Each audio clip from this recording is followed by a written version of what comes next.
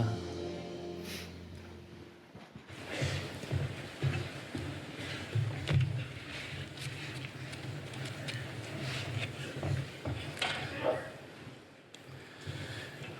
우리의 생명이 되시고 우리의 소망이 되시는 사랑이 많으신 하나님 아버지 감사합니다. 죄 많고 허물 많은 저희들을 특별히 택하여 주셔서 하나님의 귀한 자녀로 삼아주시고 이 자리에 불러주셨으니 감사합니다.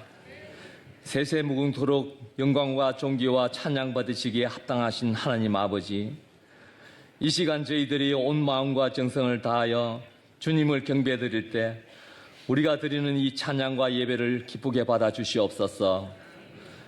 봄의 꽃향기를 맡은 계절이 엊그제 같은데 벌써 낙엽지는 11월의 마지막 날입니다. 돌아보면 부족함도 많았지만 또한 말로 다 할 수 없는 은혜 가득했던 이 한 해를 지켜주신 하나님께 진심으로 깊은 감사를 드립니다. 그러나 저희에게는 셀 수 없이 많은 은혜와 헤아릴 수 없는 축복을 주셨지만 저희는 그것을 감사하지 못하고 부족한 한 가지로 말미암아 불평과 불면을 내뱉었던 어리석은 심령을 용서하여 주시옵소서. 우리의 삶에는 당연한 것이 하나도 없으며 우연함 속에서도 살아 역사하시는 하나님의 그 은혜 깨닫지 못하고 감사하지 못하며 살아왔던 저희들의 무지함을 용서하여 주시옵소서. 대림절 첫 번째 주일을 맞이하여 어둠 속에 찾아오시는 주님의 빛을 기다립니다.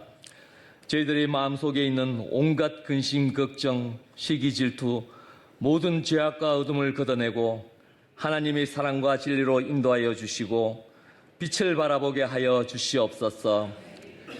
역사의 주관자 되시는 하나님 아버지, 불확실성과 갈등이 커져가는 국제 정세 속에서도 이 나라와 이 민족을 지켜주시옵소서. 주님께서 세우신 대한민국이 흔들리지 않도록 붙잡아 주시고 화합과 평화의 영으로 이 나라를 굳건히 지켜주시옵소서. 국가 지도자들에게는 하나님을 두려워하고 백성을 무서워하는 마음을 허락하여 주시고 자신의 유익보다 백성들의 아픔을 먼저 돌아보게 하여 주시옵소서. 한국교회가 많은 도전과 위기에 직면하고 있습니다. 한국교회가 하나님을 사랑하고 이웃을 사랑하는 초심을 잃지 않게 하시고 이 시대의 희망이 되고 하나님의 영광을 드러내는 거룩한 도구가 되게 하여 주시옵소서. 사회적 약자의 눈물을 외면하지 않게 하시고 선한 영향력으로 이 땅을 밝히는 빛과 소금이 되게 하여 주시옵소서. 매일매일 병마로 고통당하는 환우들이 있습니다. 말할 수 없는 고통과 아픔으로 참으로 힘든 시간들 보내고 있사오니 이 고통을 이겨낼 수 있도록 힘과 용기를 주시옵소서. 육신의 고통으로 믿음이 흔들리지 않도록 굳게 붙잡아 주시고 그 고통 속에서도 하나님을 바라볼 수 있는 믿음을 주시옵소서. 예수님께서 내 믿음이 너를 구원하였으니 평안히 가라, 내 병에서 놓여 건강할지어다라고 선포하셨듯이 건강을 회복하게 하여 주시옵소서. 교회의 미래와 다음 세대를 위한 교육관이 건축 중에 있습니다. 교육관이 우리 자녀들의 꿈과 비전을 키워가는 요람이 되게 하여 주시옵소서. 건축 과정 중에 어떤 사고나 갈등도 일어나지 않도록 주님께서 지켜주시고 보호하여 주시옵소서. 어둠 가운데 빛을 들고 낯선 땅으로 나아간 선교사님들을 기억하여 주시옵소서. 선교지의 말씀을 들고 나아갔지만 아무리 두드려도 열리지 않을 것 같은 답답함이 물려올 때에도 좌절과 절망감으로 가득 찰 때에도 그들의 마음에 주님의 위로와 능력으로 가득 채워 주시옵소서. 그들이 뿌리는 작은 씨앗 하나라도 땅에 헛되이 떨어지지 않게 하여 주시옵소서. 그들의 영과 혼과 몸을 온전하게 보존하셔서 마침내 주님 앞에 섰을 때 잘하였다 착하고 충성된 종아, 그 음성을 듣는 은혜를 허락하여 주옵소서. 오늘 목사님께서 빛의 자녀들처럼 이란 제목으로 말씀 전하실 때 교회와 성도들의 삶을 변화시키는 능력이 되게 하시고 듣는 이 모두가 마음을 열어 주님의 뜻을 분별하며 순종하는 삶으로 나아가게 하여 주시옵소서. 오늘도 우리 모두의 찬양과 할렐루야 찬양대가 사랑과 감동으로 뜨겁게 찬양 드릴 때 하나님께서 기쁘게 받아 주시옵소서. 이 모든 간구 세상의 빛으로 오신 우리 주 예수 그리스도의 이름으로 기도드리오며 이제는 주님께서 가르쳐 주신 기도를 함께 드리오니 하늘에 계신 우리 아버지 이름을 거룩하게 하시며 아버지의 나라가 오게 하시며 아버지의 뜻이 하늘에서와 같이 땅에서도 이루어지게 하소서. 오늘 우리에게 일용할 양식을 주시고 우리가 우리에게 잘못한 사람을 용서하여 준 것 같이 우리 죄를 용서하여 주시고 우리를 시험에 빠지지 않게 하시고 악에서 구하소서. 나라와 권능과 영광이 영원히 아버지의 것입니다. 아멘.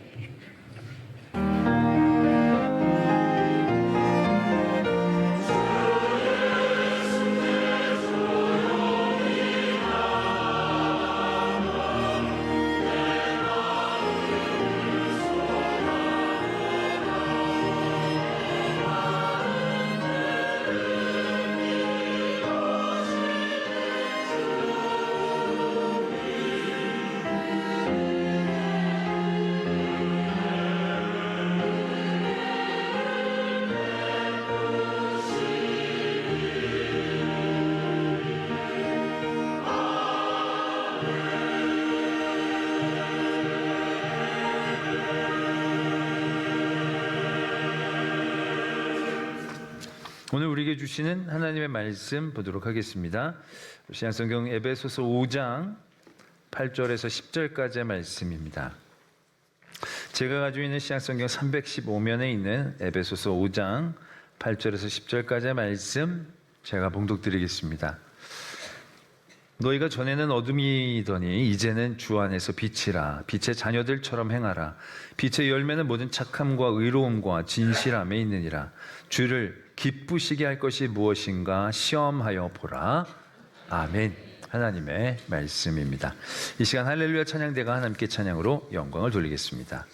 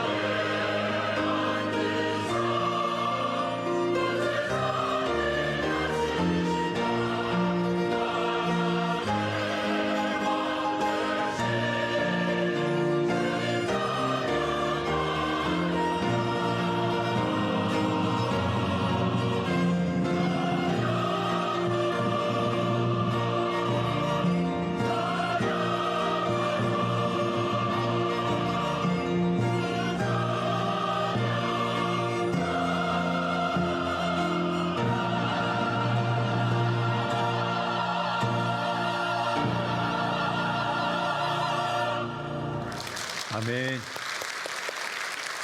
네, 귀한 찬양 감사를 드립니다. 말씀을 위해 함께 기도드리겠습니다. 사랑의 하나님 아버지, 오늘 거룩한 주의 말씀 들려주심 감사합니다. 말씀 듣게 하시고 말씀 따라 살게 하여 주시옵소서. 저희 여러 완악함과 어리석음 때문에 주의 말씀의 은혜를 온전히 누리지 못하는 그런 일이 없도록 오늘도 성령으로 우리를 붙잡아 하나님의 말씀 듣고 따라 살 수 있는 결단 허락하여 주시옵소서. 온전히 주님께 맡기오며 예수 그리스도의 이름으로 기도드립니다. 아멘. 하나님의 큰 은혜를 받은 성도들, 그 은혜를 받고 난 다음에 우리가 어떻게 살아가야 하는지에 대한 말씀을 나누고 있습니다. 오늘은 우리에게 이렇게 살라라고 말씀하십니다. 너희들에게 빛이 비추어졌으니 빛의 자녀들처럼 살아라 라고 우리를 도전하십니다. 전에 우리는 어둠이었다라는 겁니다. 근데 그 어둠에 그리스도가 빛을 비춰주십니다. 이제 우리는 빛 안에 빛 가운데 있는 것이고 빛의 자녀로 빛에 합당한 삶을 살아야 하는데 오늘 말씀은 그 모습을 열매를 맺는 삶이라고 얘기합니다. 그 열매는 착함과 의로움과 진실함이라는 열매입니다. 네, 우리가 주의 은혜를 받고 주의 빛에 합당한 사람으로 살아가기 위해 열매를 맺어야 한다는 말씀 듣게 됩니다. 근데 오늘 우리에게 도전하시는 열매가 약간 우리가 생각하는 열매와 성격이 다름을 발견해야 합니다. 성령의 열매, 우리 이런 얘기도 많이 들어보지 않습니까? 근데 성령의 열매는 사랑, 희락, 화평 이렇게 쭉 진행이 됩니다. 우리가 열매를 맺고 뭔가 가졌을 때 굉장히 좋은 어떤 그런 내용들과 이름들을 가지고 있죠. 우리 삶에 사랑이 있으면 좋죠. 기쁨이 있으면 좋죠. 평안하면 바랄 게 없죠. 성령을 따라 살면 그런 열매를 우리가 갖는다고 할 때 별로 불만이 없습니다. 근데 우리에게 빛이 비춰져서 빛의 자녀처럼 사는 것은 열매를 맺어야 되는데 어떤 열매를 맺어야 되느냐? 착함과 의로움과 진실함이라는 거예요. 근데 이건 우리가 열매라고 얘기하기에는 뭐 약간 좀 2% 부족한 내용을 갖고 있다는 얘기죠. 우리는 착함을 열매라고 생각하지 않아요. 착하게 살 때 우리가 얻게 되어지는 어떠한 하나님으로부터의 반응을 열매라고 생각하지요. 우리가 의롭게 살면 하나님이 은혜를 주시고 우리가 진실되게 살면 하나님이 복을 주시고 그때 받은 복이나 은혜나 이런 것들을 열매로 여기지 의로움이나 착함이나 진실함 뭔가 열매처럼 여겨지지를 않게 되어진다는 거죠. 그런데 오늘 말씀은 그게 열매라는 것을 우리에게 분명히 이야기하고 계신다는 거죠. 그러고 나서 말씀이 이렇게 이어집니다. 주를 기쁘시게 할 것이 무엇인가 시험해봐라, 생각해봐라, 검증해봐라. 우리는 여기서 열매가 갖고 있는 분명한 성격을 발견하게 됩니다. 우리는 그동안의 열매는 내가 취해 좋을 것, 내가 얻어서 유익될 것들을 열매라고 생각했습니다. 근데 빛이 비춰져서 빛의 자녀가 되어지는 이들이 맺어야 될 열매는 내게 유익되는 열매를 맺는 게 아니라는 거예요. 하나님이 기뻐하시는 일들을 행하는 것이 그 자체가 열매가 되어진다라는 것이고요. 그런 열매를 맺어야 된다라는 거예요. 더 분명히 하기 위해서 11절의 말씀은 이렇게 이어집니다. 너희는 열매 없는 어둠의 일에 참여하지 말고 책망해라. 우리가 어둠의 일, 그건 나쁘고 우리에게 손해가 되는 그런 일들처럼 생각이 되지만 우리가 실상 어둠의 일들을 살펴보면 그렇지 않아요. 우리가 어둠을 쉽게 떨쳐내지 못하는 이유도 거기에 있어요. 왜? 어둠의 자리에도 열매가 보이거든요. 여러분들이 왜 거짓됩니까? 거짓말할 때 유익이 더 많을 때가 있잖아요. 조금 거짓말하고 엄청난 열매를 맺게 될 때가 있습니다. 의롭게 사는 건요, 되게 불편하게 사는 삶을 의미할 때가 많아요. 약간 불의하고 타협하는 삶이 편안하게 사는 삶이 되는 거예요. 거기에 우리의 편안함이란 열매가 있는 것처럼 보여요. 또 착하게 사는 거, 착하게 살면 사람들이 알아주고 박수 쳐주면 좋겠지만 그게 아니에요. 적당하게 악하게 사는 거, 적당하게 못되게 사는 게 내가 손해 안 보고 사는 그런 모습일 때가 참 많다는 얘기예요.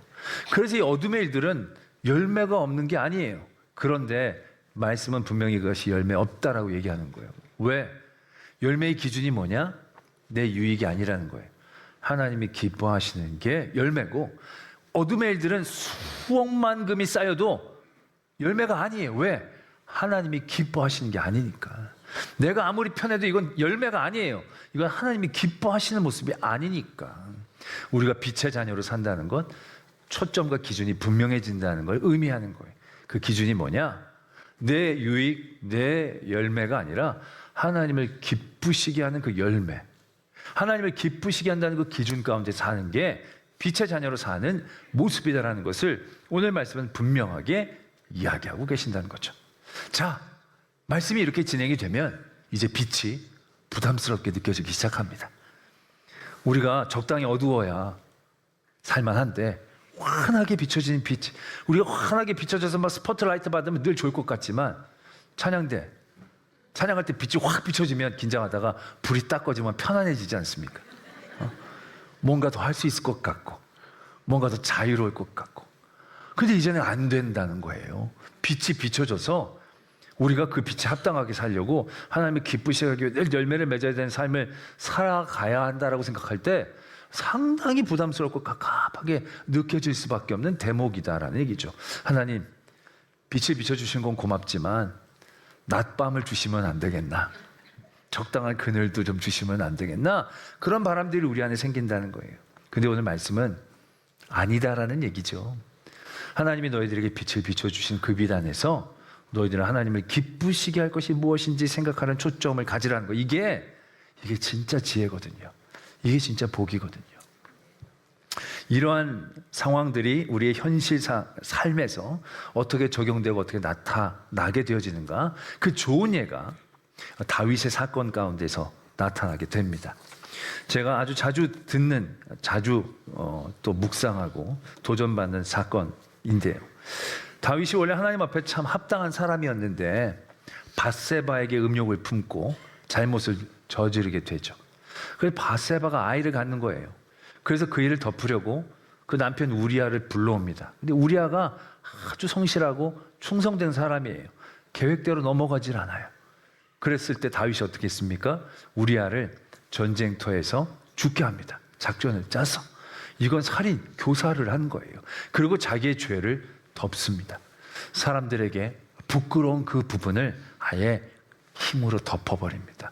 다윗의 삶에도 어두움이 생기기 시작한 것입니다. 그때 하나님이 그 어둠을 그냥 두지 않으십니다. 나단 선지자를 보냈습니다. 나단 선지자가 다윗을 맞이할 때 다윗이 이제 나단 선지 기쁘게 맞이했겠죠. 반갑게 맞이했을 겁니다. 그때 나단이 다윗에게 이렇게 얘기합니다. 우리나라에 한 부자가 있는데 이 부자는 양도 많고 소도 많아요. 근데 손님이 찾아왔는데 그 옆에 가난한 사람이 한 사람 사는데 이 사람은 암양 새끼 한 마리만 있어요. 그런데 암양 새끼는 먹으려고 키우는 게 아니야. 딸처럼 키우는 그러한, 말하자면 반려양이야. 그런데 이 부자가 자기한테 손님이 찾아왔는데 이 양을 뺏어다 대접을 한 겁니다. 그 얘기를 듣고 다윗이 아주 분노하게 됩니다. 우리나라에 그런 사람이 있을 수 없다. 당장 죽여야겠다. 라고 화를 냅니다. 그때 나단이 얘기하죠. 빛을 확 비춰버립니다. 그게 바로 당신입니다. 다윗은 자신의 어둠에 가려진 것들을 스스로도 잊으려고 애를 썼던 것 같습니다. 나단이 왔는데 그 말에 대하여 깨어있지를 못하는 거예요. 자기가 아닌 줄로 생각하고 있었다는 얘기죠. 그 자리에 빛을 비춰 주십니다. 그리고 하나님이 벌을 선고하십니다. 첫 번째 벌은 너희 집에 칼이 끊이지 않겠다. 두 번째 벌을 선고하십니다. 네가 은밀하게 다른 남자의 아내를 뺏었기 때문에 너의 아내들은 백주대낮에 사람들에게 뺏김을 당할 것이다. 무시무시한 벌을 선고받게 됩니다. 근데 그때 다윗이 어떻게 했느냐면 아무런 변명도 하지 않았습니다. 딱 한마디 합니다. 내가 여호와께 죄를 범하였습니다. 자기의 죄를 그냥 딱 인정합니다. 그러고 나자 나단 선지자가 이렇게 말을 이어갑니다. 하나님께서도 당신의 죄를 용서해 주셨습니다. 그래서 당신은 죽지 않을 겁니다. 그런데 당신이 낳은 아이는 반드시 죽을 것입니다. 세 번째 벌이 선고가 되어지는 겁니다. 그리고 아이가 병에 걸려 시름시름 앓기 시작합니다. 그 얘기를 듣고 다윗은 식음을 전폐하고 땅에 엎드려 하나님 앞에 기도하기 시작합니다. 7일 동안 기도합니다. 아무것도 먹지 않고 신하들이 막 말립니다. 듣지 않고 간절히 하나님 앞에 기도합니다. 근데 7일째 아이가 죽습니다. 분위기가 이상해요. 신하들이 말을 못하는 거예요. 이렇게 괴로웠는데 죽었다고까지 얘기하면 완전히 기절할까 봐 말을 못하는 거예요. 다윗이 묻습니다. 애가 죽었냐? 네, 죽었습니다. 근데 그 얘기를 듣자마자 다윗이 몸을 깨끗이 하고 여호와의 전에 들어가 하나님 앞에 예배를 드리고 먹기 시작합니다. 신하들이 놀라서 아니 어떻게 이러십니까? 라고 물었더니 다윗이 이렇게 얘기합니다. 아이가 살았을 때 내가 금식하고 운 것은 혹시 여호와께서 나를 불쌍히 여기서 아이를 살려주실는지 누가 알까 생각함이거니와 지금은 죽었으니 내가 어찌 금식하랴 내가 다시 돌아오게 할 수 있느냐 나는 그에게로 가려니와 그는 내게로 돌아오지 아니하리라 하니라. 다윗은 완전히 티처럼 행동합니다. 현실적으로 이해를 합니다. 이게 이렇게 무자르듯이 할 수 있는 거예요? 맞는 말이지만 이렇게 하기 쉽지 않은 거예요. 다윗이 근데 무자르듯이 아주 현실적으로 이해하고 판단하고 행동합니다. 전 이 대목도 놀라운 거예요. 왜? 벌이 3개가 선고가 됐어요. 애가 시름시름 앓기 시작한 거예요. 간절히 하나님 앞에 기도하면 용서해 주실 줄 알았어요. 근데 애가 죽은 거예요. 3번째 벌이 실행되는 겁니다. 이건 무엇을 의미하느냐? 2번째, 첫 번째 벌도 실행될 것이라는 것을 의미하는 거예요. 굉장히 공포스러운 거예요. 굉장히 두려운 삶인 거예요. 이제 2번째, 내 아내를 빼앗겨 백주대낮에 내가 왕인데 그리고 우리 집에 칼이 피가 끊이자 야 이거 어떻게 될까? 굉장히 전전긍긍하며 두려워할 수 있는 상황일 거예요. 그런데 깔끔하게 정리합니다. 깔끔하게 내려놓고 밧세바를 위로합니다. 그리고 났더니 솔로몬이라는 아들을 주십니다. 여디디야 하나님이 사랑하시는 사람이다라는 얘기죠. 그 다음에 어떤 사건이 성경에서 이어지느냐면 암몬 자손을 쳐서 그 암몬 자손이 갖고 있는 아주 좋은 왕관이 있었습니다. 굉장히 귀중한 왕관이었는데 그 왕관을 탈취해서 다윗이 그 왕관을 쓰게 됩니다. 그 죄가 있어서 벌을 받았지만 또 다른 아들도 주셨고 전쟁에서 이겨서 면류관까지 쓰게 해주신 거예요. 다윗의 마음 안에는 야, 그 죄에 대한 벌이 지나가려나? 하나님 또 나를 이렇게 복 주시는 건 이제 그 벌을 하나님께서 실행하지 않으시려는 것인가? 라고 생각할 수 있는 대목이에요. 근데 말씀이 이렇게 이어집니다. 그 후에 이 일이 있으니라. 연관이 있다는 거예요. 그렇게 좋은 일이 있었지만 하나님이 다윗에게 선언한 벌은 사라진 게 아니었다는 게예요. 그 다음에 암논이라는 다윗의 첫째 아들이 다말이라는 이복 누이를 욕되게 합니다. 근데 이 다말은 압살롬의 친 여동생입니다. 그래서 압살롬이 여기에 대하여 원한을 갖고 암논을 죽이게 됩니다. 그 가정에 피가 칼이 생기게 되어지는 대목입니다. 이 사건을 듣고 다윗이 얼마나 철렁했을까 생각을 합니다. 와, 그 재앙이 드디어 나에게 실행이 되는가 보다. 굉장히 낙심하지 않을 수 없었을 것입니다. 그리고 나선 깨어 있었겠죠. 3번째, 이 2번째 벌. 내 아내를 백주단에서 뺏기지 않기 위해서 어떻게 해야 될지 아마 그 모든 화근들을 없애려고 아마 굉장히 애를 쓰고 전전긍긍할 수도 있었을 것입니다. 근데 다윗은 별다른 조치를 취하지 않아요. 오히려 압살롬을 불러서 용서하고 품습니다. 근데 그 압살롬이 배반을 하죠. 잘 알다시피. 그래서 갑작스럽게 일어난 반란 때문에 다윗이 예루살렘 성을 비우고 도망치게 됩니다. 압살롬이 예루살렘 성에 들어와서 첫 번째로 한 일이 뭐냐? 다윗이 남기고 간 후궁들을 백성들 앞에서 취하는 일을 한 겁니다. 왜 그걸 했느냐?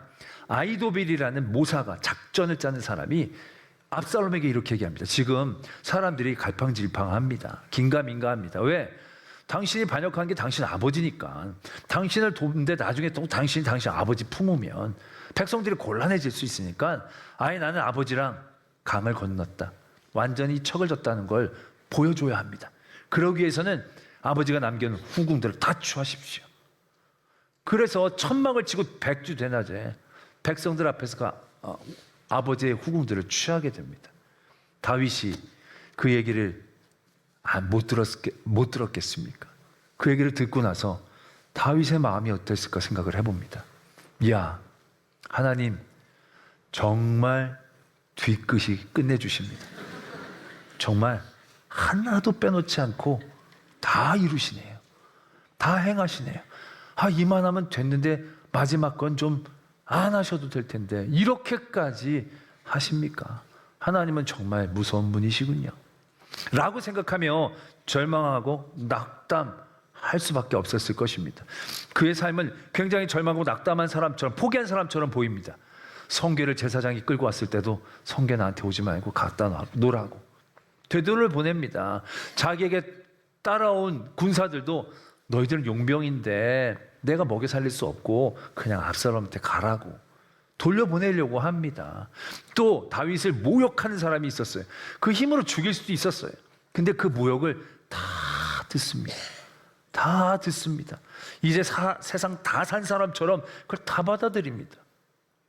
여기까지는 그래, 하나님이 끝까지 벌을 다 주시니까 절망하고 낭망했겠다 생각할 만도 한데요. 근데 그게 또 다가 아니에요. 이 다윗이 포기를 한 것 같은데 포기를 하지 않아요. 또 보면 성궤를 제사장이 메고 왔을 때 성궤를 돌려보내지만 제사장에게 이렇게 얘기해. 너희 아들들을 데리고 들어가서 그 성에서 일어난 일들을 나에게 알려달라고. 아니, 포기한 사람이 그게 뭐 필요하겠어요? 근데 그런 일들을 행하는 거예요. 또 후세라는 사람이 다윗을 쫓아왔는데 다윗이 후세를 압살롬에게 보내요. 위장으로 전향하게 해요. 그리고 압살롬에게 가서 그 아히도벨이라는 사람의 작전을 넘어뜨려라. 그렇게 작전을 짜면서 후세까지 보내는 거예요. 이게 포기했는지 안 했는지 굉장히 애매하게 행동을 한다는 거죠. 그리고 더 웃긴 건 마지막에 전쟁을 하는데 마지막에 전쟁의 핵심은 다윗이 죽느냐 압살롬이 죽느냐는 거예요. 둘 중에 하나가 죽어야 끝나는 전쟁이에요. 그런데 다윗이 뭐라고 얘기하느냐 하면 압살롬을 불쌍히 여겨달라. 압살롬을 긍휼히 여겨달라고 부탁을 하는 거예요. 이거는 넌센스예요. 이건 완전히 생각이 안 맞는 거예요. 그런데 다윗이 그렇게 얘기하고 있다는 사실이에요. 과연 다윗의 마음에 뭐가 있길래 그는 이렇게 행동을 했을까 생각하고 또 묵상하게 됩니다. 근데 그 기준은 딱 하나였다라는 것입니다. 그게 바로 뭐냐? 모든 상황과 환경 가운데에서 어떻게 하면 내게 유익이 될지, 어떻게 하면 내가 살지, 어떻게 하면 내가 복수를 할지가 아니라 모든 상황과 환경 가운데에서 그때마다 내가 어떻게 하면 하나님을 기쁘시게 할까? 어떻게 하면 하나님 앞에 온전하게 행할까? 딱 그 기준 하나만으로 생각했다라는 것을 발견하게 됩니다. 아까 처음에도 자기가 잘못을 저지른 거예요. 그래서 그 잘못의 빛이 딱 비춰지니까 그 비춰지는 그 부끄러움의 자리에서 다윗은 하나에 집중한 거예요.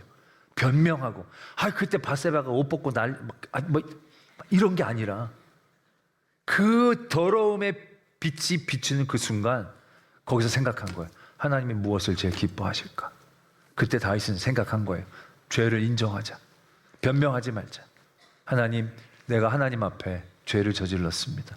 바세바 다 있지만 다 내가 하나님 앞에 죄 지은 건 분명한 사실입니다. 딱 그거 하나만 인정을 해요. 뭐 다른 말 하지 않아요. 애가 병들어 죽게 되는 거예요. 그러면 얘는 죽는다고 하셨으니까 냅둬야겠다? 아니에요. 애가 병든 그 상황 가운데에서 그는 하나님이 기뻐하실 최선의 일들을 도전하는 거예요. 이때 하나님 앞에 무릎 꿇고 기도해야 되지 않겠느냐. 그래서 다윗은 거기서 열심히 기도한 거예요. 근데 기도를 했는데도 불구하고 애가 죽은 거야. 내가 그렇게 기도를 했는데 하나님 매정하시지, 이런 생각 안 하는 거예요. 애가 죽은 그 상황에서 그 어두운 자리에 하나님의 빛이 비춰진 그 자리에서 다윗은 딱 하나만 생각하는 거예요. 하나님이 데려가셨는데 이제 내가 하나님에게 합당한 어떤 일들을 행해야 할까? 더 이상 슬퍼하지 말자. 옷을 정갈하게 하고 하나님 앞에 예배하자. 그리고 생각한 거예요. 이 자리에서 내가 또 무엇을 해야 하나님이 기뻐하실까? 나도 괴롭고 나도 너무 무겁지만 아들을 잃은 바세바도 힘들겠구나. 그 바세바를 찾아가 위로할 수 있는 일들을 그가 행할 수 있게 되는 거예요. 이게 정이 많고 이게 아니라는 얘기예요. 뭐 좋은 상황, 나쁜 모든 상황 가운데서 이 다윗은 딱 하나에 집중한 거예요. 내가 어떻게 하나님이 기쁘시게 할까? 거기에 집중하며 행동하려고 애썼을 때 그 수없이 절망의 상황, 분노의 상황, 마음을 잃어버릴 수 있는 상황 가운데서 마음을 잃지 않고 하나님의 은혜의 길을 따라가는 거예요. 그리고 나서 아까도 말씀을 드렸지만 나머지 벌이 아직 남아있잖아요. 그 벌에 눌려 있었으면 그의 삶은 정말로 복되지 않았을 거예요. 이거 언제 벌이 내려지나. 그래서 암논이 막 그 잘못하면 암논 반 죽이고 막 그 일들을 막으려고 막 애를 쓰고 혈안되어지는 그런 삶을 살았을 거예요. 근데 다윗은 그 모든 사건 가운데에서 아유 이 벌이 또 왔네, 드디어 하나님 뒤끝기네, 이런 반응이 거의 없어요. 다윗은 그때 그 상황 그때에서 하나님의 생각에 집중하는 거예요. 압살롬이 반란을 일으켰다는 거예요. 도망갑시다. 성궤를 가지고 온 거예요. 근데 그때 생각한 거예요. 하나님이 이 상황에서 하나님이 기뻐하실 게 뭘까? 내가 가져가면 내게 유익이 있겠지. 내 유익에 대한 기준을 버린 거예요. 하나님이 기뻐하시는 것들을 생각하는 거예요. 온전히. 그러니까 이거 내가 가져가면 안 될 것이 분명해지는 거죠. 성궤는 성막에 있어야죠. 갖다 놓으십시오. 하나님이 기뻐하시면 나를 다시 불러 보게 하시지 않겠습니까? 다윗은 그렇게 생각하는 거예요. 다윗이 가는데 어떤 사람이 자기를 모욕해. 지금 완전히 불난 집에 부채질을 하는 거예요. 그거 그냥 하나 죽이는 건 일도 아니야. 근데 그 작은 일에 안에서도 다윗은 한 가지에 집중한 거예요. 내가 이렇게 욕을 먹고 있는데, 나를 욕할 자격이 없어 보이는데, 가 아니라 이런 상황에서 하나님이 기뻐하실 일들이 뭘까? 하나님은 뭘 원하실까? 를 생각하고 집중하는 거예요. 그때 다윗이 이렇게 얘기하는 거예요. 부하들이 죽이겠다고 하니까 그냥 둬라. 하나님이 시키셔서 하는 일이라면 우리가 막으면 안 되지 않겠느냐. 만약 하나님이 시키신 일이 아니라서 저 사람이 막 얘기하는 거라면 하나님께서 그를 치시리라. 그걸 그렇게 이해를 하는 거예요. 마지막 전투에서도요, 전쟁에 앞서서 그가 집중한 건 어떻게 이겨야 하는지, 어떻게 압살롬의 복수를 해야 되는지가 아니었다는 거예요. 이 상황, 이 전쟁에서 내가 하나님 앞에 기쁨이 되는 일들이 뭘까? 하나님이 원하시는 일이 뭘까에 집중한 거예요. 그랬더니 압살롬을 죽이면 안 되겠다 싶은 거예요. 이게 부정이 아주 깊어서 아니에요. 여러분, 지금 죽고 사는데 아버지, 아들이 어디 있어? 돈 몇 푼 갖고도 부자연 끊는 게 세상인데 뭐 다윗이 특별히 막 아버지의 정이 많아서 아니에요. 그도 인간일 뿐이에요. 그 아들 살리고 싶겠어요? 아들이 뭐 하나밖에 없는 것도 아니고. 그러나 다윗의 마음에는 부정 이상의 기준이 있었다는 거예요. 하나님 앞에 합당한. 어떻게 보면 이게 나의 죄로 인한 것인데, 나의 죄 때문에 저 압살롬이 죽는 건 아니지 않겠는가? 그를 미워하는 걸 하나님이 원하시지 않지 않겠는가? 다윗은 그러한 기준 가운데서 그렇게 행동할 수 있었다라는 것이에요.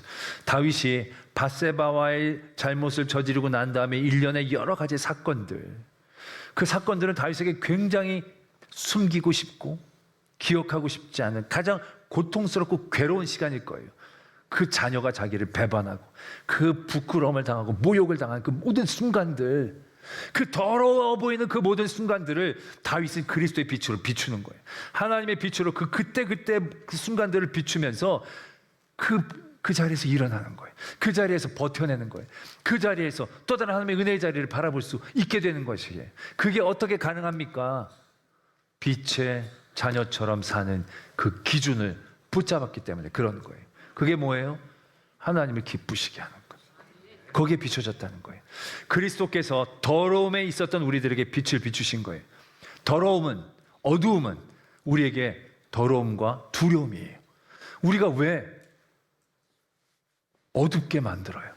거기가 더럽고 두려우니까. 제가 신방을 가면 문을 다 걸어 잠그고 딱 마루 한 켠만 열어두시는 분들이 있어요. 그리고 목사님, 문을 절대 여시면 안 돼요 라고 얘기를 하는 분들을, 그 문 뒤에 뭐가 있습니까? 더러움이 있어요. 금이 있어서 그런 거 아니라 더러움이 있어요. 그리고 부끄러움이 있는 거예요. 왜? 문을 열면 부끄럽잖아요. 목사님이 이게 집입니까? 이렇게 얘기하면 되게 부끄러운 그 상상과 눌림 가운데 있는 거예요.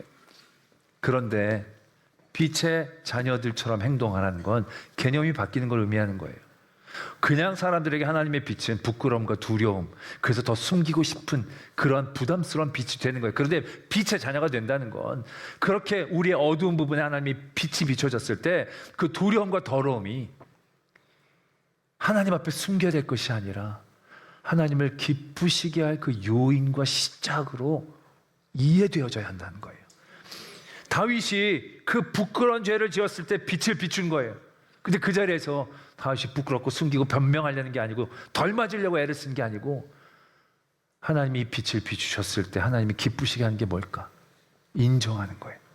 받아들이는 거예요. 내 모욕의 자리, 왜 나를 이렇게 부끄럽게 하시지? 정말 절망하는 게 아니라 그럼 내 부끄러움의 자리를 비추신 이유가 뭘까? 여기서 하나님이 기쁘시게 하는 일이 뭐가 있을까? 생각이 되는 거예요. 제가 가면 문을 다 닫는 게 아니라 청소가 안 돼도 문을 다 열어놓는 거예요. 그러면서 자기가 회개하는 거죠. 목사님 보시면서 놀란 눈치를 할 때 목사님 제가 꼭 치우겠습니다. 결단하고 얘기를 하는 거죠. 그럼 목사님이 진작 치우지 왜 이래? 뭐 이러겠습니까? 내가 왔으니까 이렇게 회개하고 변화되고 참 보람되다, 기쁘다 생각할 수 있지 않겠습니까? 이게 자기의 어둠의 자리들이 늘 벌받고 손해입고 두렵게 되어지는 그 자리로만 생각이 되어지면 절대로 그리스도의 빛 가운데 우리는 열매를 맺을 수가 없어요. 근데 빛의 자녀가 된다는 게 어떤 축복이냐면 우리의 더러운 것, 우리의 더럽고 두려운 곳에 빛이 비춰졌을 때 그것들로 욕하고 징계하고 때리시기 위해 비치시는 게 아니라는 거예요. 우리를 부끄럽게 하시라는 게 아니고 우리를 고치시려 하신다는 거예요. 우리를 깨끗하게 하시고 우리 하나님의 원하는 그 삶의 자리로 인도하시고자 비추시는 거예요. 그럼 그 우리의 더러움의 자리에 그리스도의 빛이 비쳤을 때 우리가 어떻게 행동하는 게 맞아요? 숨기고 변명하는데 급급한 게 아니고 아니 한 대 맞아도 벌을 지금 다 받잖아요. 벌을 다 받는 그 어두운 것 같은 순간 가운데서도요 다윗은 그 자리에 그 빛을 그대로 비추는 거예요. 쫓겨나는 순간에도 어떻게 하면 하나님을 기쁘시게 할까? 모욕을 당하는 순간에도 어떻게 하면 하나님을 기쁘시게 할까? 모든 벌이 다 실행되어지는 그 순간순간마다 하나님은 어떻게 하면 기쁘시게 할까? 라는 그 기준을 잃지 않았을 때 그는 빛 가운데로 행하는 성도의 삶을 살 수 있었다라는 거예요. 우리가 깨끗하게 한 다음에 빛을 비추는 게 아니에요. 우리의 모든 것에 그리스도는 빛을 비추시고요. 그 빛을 비추신 그 자리에서 부끄럽고 막 창피해서 숨는 게 아니라 그 자리에서 떳떳해지셔야 돼요. 맞아도 버리는 거 아니니까. 하나님이 비추시는 건 나로 깨닫게 하시고 하나님을 기쁘시게 하는 그 어떤 일, 착함, 의로움, 진실함의 열매를 맺기를 원하시는 그 중심 가운데 나아가야 한다는 것입니다. 그럴 때 그리스도가 우리에게 예비하고 주시는 놀라운 은혜들을 온전히 누리는 성도가 되어질 줄로 믿습니다. 기도하겠습니다. 오늘의 말씀을 묵상하시면서 내게 주신 그리스도의 빛, 그 빛에 자꾸 숨기려는 우리의 어둠이 있다면 그 어둠 가운데 내가 두려워한 것들을 바라보기를 원합니다.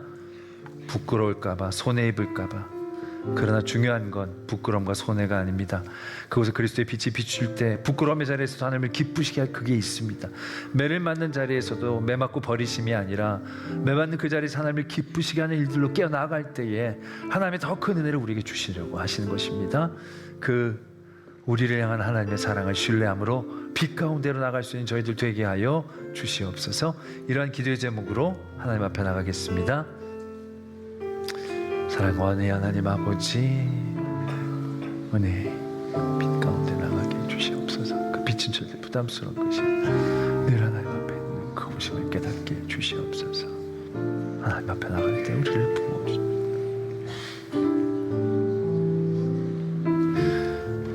우리의 삶에 그리스도의 빛이 비출 때 우리의 더러운 부분이 밝혀질까 두려워하며 또 부끄러워하는 저희들 발견하게 됩니다. 그러나 우리를 부끄럽게 하고 두렵게 하시려함이 아니라 그 자리에서도 하나님이 기뻐하시는 일들을 생각하며 그 일들을 내려놓고 책망하고 회개하며 하나님의 더 기뻐하시는 일들을 행할 수 있는 자녀로 부르시는 자리임을 깨닫게 하여 주실 때에 빛의 자녀답게 그 빛 가운데로 걸어갈 수 있는 저희들 되게 하여 주시옵소서. 믿사오며 예수 그리스도의 이름으로 기도드립니다. 아멘.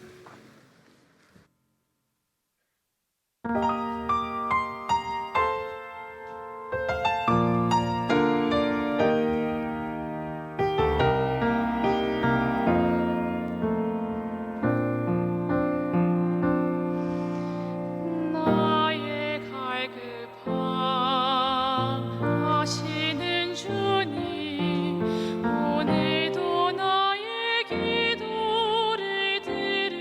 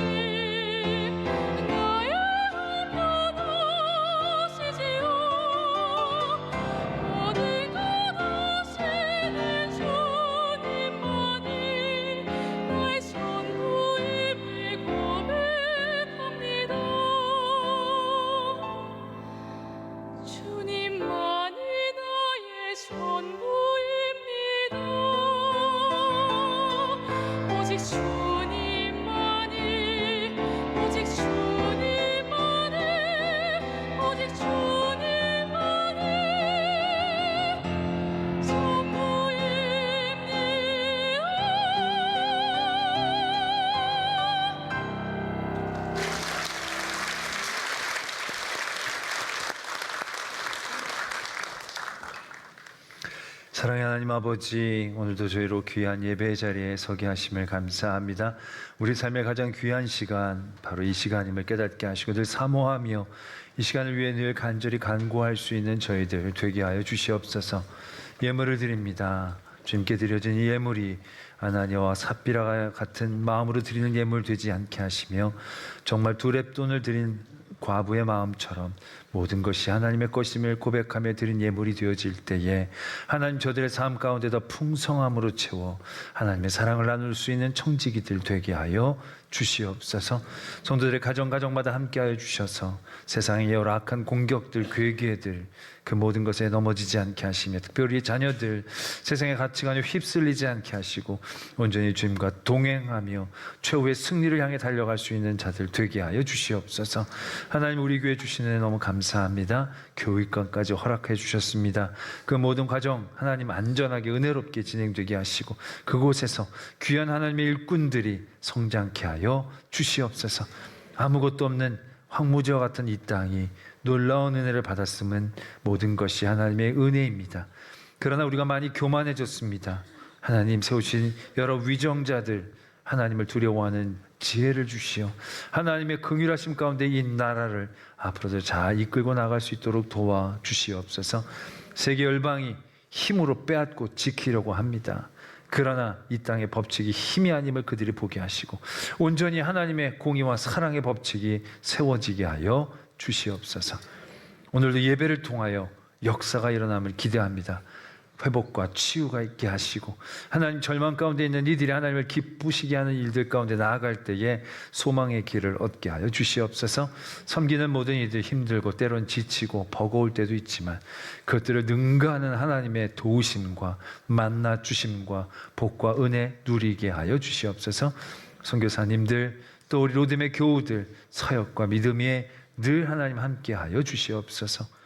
지금은 우리 구주 예수 그리스도의 은혜와 하나님 아버지의 지극하신 사랑하심과 성령 하나님이 함께하여 주시고 도와주시고 교통하여 주시는 역사하심이 온전히 비추는 빛 안에 주님을 기쁘시게 하는 일들을 도전하는 모든 성도들 위해, 그 가정 위에, 우리 교회 위에, 이 땅과 열방 위에 이제부터 영원토록 함께 계시기를 간절히 축원하옵나이다. 아멘.